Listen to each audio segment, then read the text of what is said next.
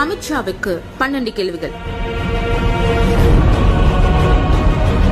तमिलनाडु के अंदर आज सबसे ज्यादा भ्रष्टाचार करने वालों में राज्यों में तमिलनाडु की गिनती होगी. இந்தியாவிலேயே ஊழல் நிறைந்த மாநிலம் தமிழகம் தான் 2018 ஜூலைல சொன்ன அமித்ஷா அடுத்த ஆண்டே நாடாளுமன்ற தேர்தலில் ஊழல் மிகுந்த எடப்பாடியோடு ஏன் கூட்டணி வைத்தார்?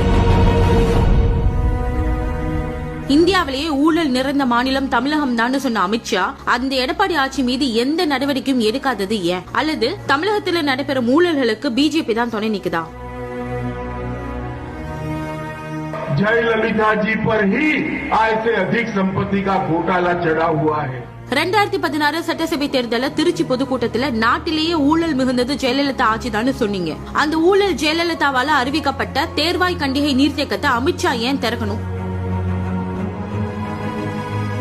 ஜெயலலிதா மீது சொத்து குவிப்பு வழக்கு இருக்குதுன்னு 2016 தேர்தல் பிரச்சாரத்துல சொன்னாரு அமித்ஷா. பண மதிப்பிழப்பு நடவடிக்கையின் போது அமித் இயக்குநரா இருக்கும் அகமதாபாத் மாவட்ட கூட்டுறவு வங்கியில 5 நாட்கள்ல 745 கோடி ரூபாய் டெபாசிட் செய்யப்பட்ட அதிர்ச்சி தகவல் அறியும் உரிமை சட்டத்தில் வெளியானது. 2012 ராஜ்யசபா உறுப்பினரான போது அமித்ஷாவோட சொத்து மதிப்பு 8.54 கோடி தான். அடுத்த 5 வருஷத்துல அதாவது 2017 34.31 கோடியா அந்த சொத்து மதிப்பு எப்படி உயர்ந்துச்சு? மத்தியில பிஜேபி ஆட்சிக்கு வந்த பிறகு அமித்ஷாவுடைய மகன் ஜெய்ஷா நடத்தி வந்த டெம்பிள் என்டர்பிரைசஸ் நிறுவனம் 16,000 மடங்கு வளர்ச்சி அடைந்ததுன்னு தி வயர் இணையதளம் கட்டுரை வெளியிட்டதுக்கு அமித்ஷாவுடைய பதில் என்ன?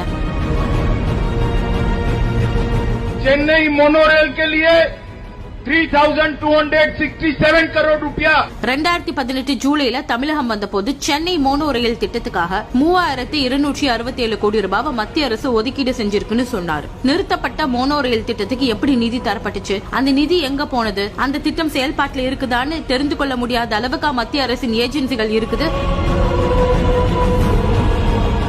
NIA அப்படிங்கிற தேசிய புலனாய்வு முகமையோடைய கிளை சென்னையில் அமைக்கப்படும் சொன்னீங்களே, அந்த உத்தரவு என்ன ஆனது?